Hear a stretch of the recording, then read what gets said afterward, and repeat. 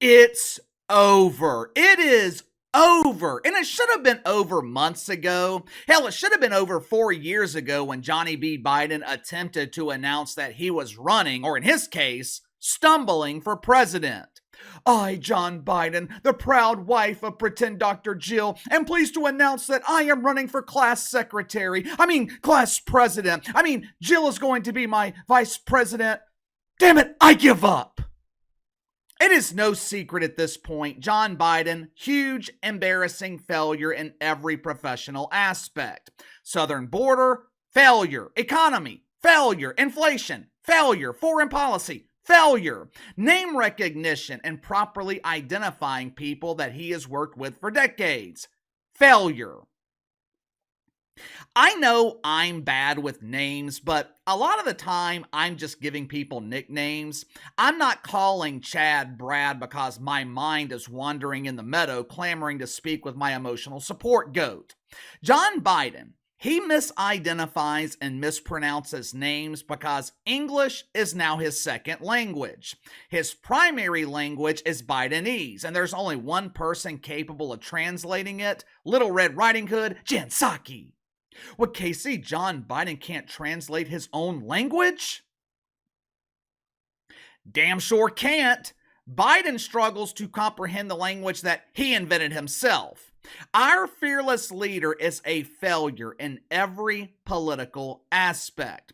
But there is one aspect where Johnny B. Biden is second to none when it comes to being a huge, embarrassing failure. There's only one man with the failing power to dethrone Bomani Jones as the undisputed, undefeated champion of huge, embarrassing failure. The one area where Johnny B. Biden is second to none in the category of huge, embarrassing failure is when he is in front of a camera and a live microphone. If you haven't already, make sure to like and subscribe. You can follow me on Twitter at KC_BTL84. Last night, John Biden, he was speaking with a yet-to-be-identified journalist from BET. Now, you're probably wondering, why in the hell is John Biden being interviewed by BET? Could he not get booked on CNN or MSNBC? Yeah, the short answer is no. During the conversation, John Biden, he was talking about one of his favorite topics that he doesn't understand.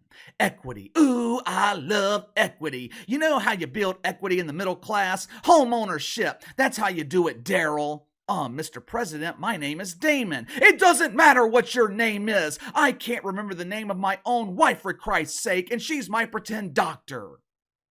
According to Johnny B. Biden, the way to build financial equity in the middle class is through home ownership. Now, this is one of those rare instances where John Biden is right. Home ownership is key to building wealth. There's just one problem with his theory, one tiny problem. For an overwhelming number of middle-class Americans, home ownership is now unaffordable. At this point, it's no longer even a dream. They don't even waste their time thinking about it. When you're making $60,000 a year and the average mortgage in your area is $2,000 a month, there's no reason for you to waste your time signing up for potential bankruptcy. But once he was finished talking about equity, John Biden, he shifted the conversation towards his black colleagues. He was explaining to this unknown journalist how he is often criticized by Republicans for nominating minorities to positions of power. They criticize me because I give people opportunities that they're not qualified for. Johnny B. Biden, he started listing out people that he had given jobs based on woke boxes instead of qualifications. But it was weird. For reasons unknown, John Biden forgot to mention the beacon of diversity, equity, and inclusion, his pretend vice president, Cam Harris, the only politician who is potentially more incompetent than Johnny B. Biden. Now, Johnny B., he is listing out these names, and in classic John Biden style, he forgets one of the names on the list. At this point, competent people, we would simply move on to another name that we remembered. Not Johnny B. Biden, though. No! Instead, he does this. Look at the heat I'm getting because I named the Secretary of Defense, a black man. I named Ketanji Brown. because of the people I've named. It's about making it clear that American history is Black history. Black history is American history. The Secretary of Defense, who I would assume John Biden works closely with on a daily basis, or at least I hope he does. The Secretary of Defense, whose name slipped John Biden's mind, it's Lloyd Austin. Or, as he is probably listed in John Biden's contact list, the Black Man. God. How many times can you publicly humiliate yourself in the span of 30 days? It seems like this happens damn near every time he speaks in public. Sunday night, with the assistance of a teleprompter, John Biden, he delivered a speech from the Oval Office where he begged for the political rhetoric to be toned down. Now, to his credit, it was a decent speech. Instead of the speech being filled with verbal errors, John Biden, he only stumbled over his words 2 or 3 times in the span of about 8 or 9 minutes. But there was one glaring omission during his address, one omission which should have been an admission that was conveniently left out. John Biden, he highlighted the fact that both sides are responsible for the heightened rhetoric, but he failed to do the one thing that all good leaders do.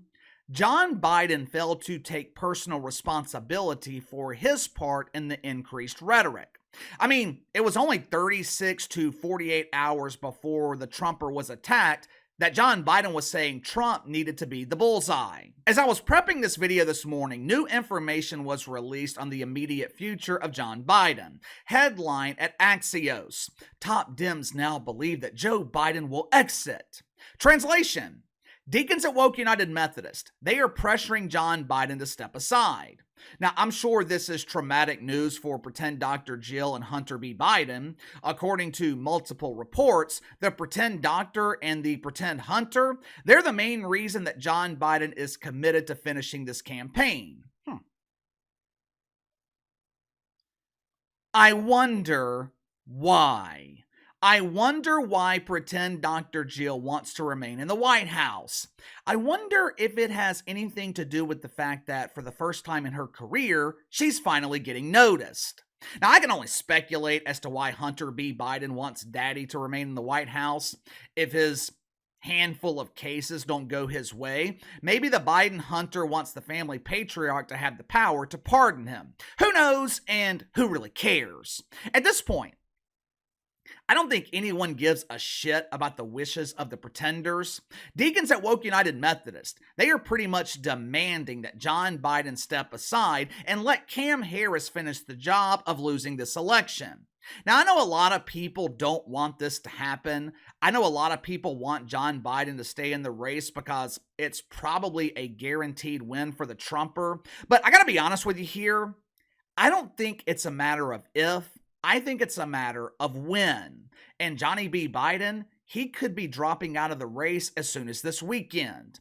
The Deacons, they have been overly concerned this week because the Republican National Convention has been a massive success. After the Trumper speaks tonight, polls, they're expected to predict a blowout.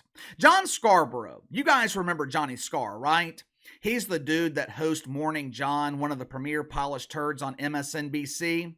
After the debate, John Scarborough, he wanted John Biden to step aside. Week or two later, Johnny Scar changed his mind and scolded anyone who had the audacity to believe that John Biden was past his prime. I spoke with him personally. John Biden is as sharp as a rusted blade. Earlier this morning, John Scarborough, he changed his mind again.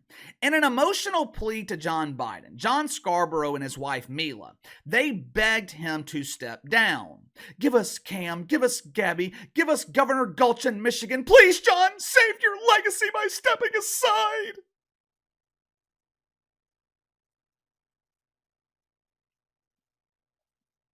Legacy?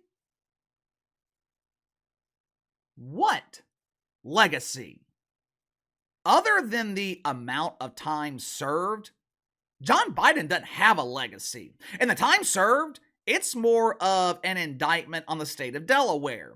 How in the hell did the good people of Delaware keep electing this guy? I think we are going to see John Biden step down this weekend. Well, Casey, why wouldn't he just step down today? You got to think of the timing here.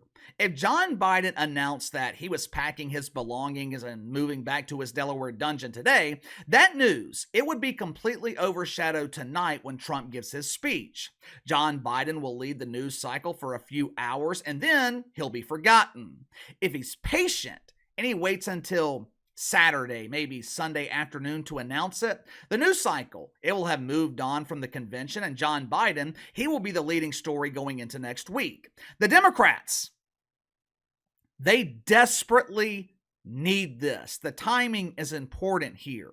They need something positive. It has been weeks, months, hell, it's been 3.5 years of negative publicity.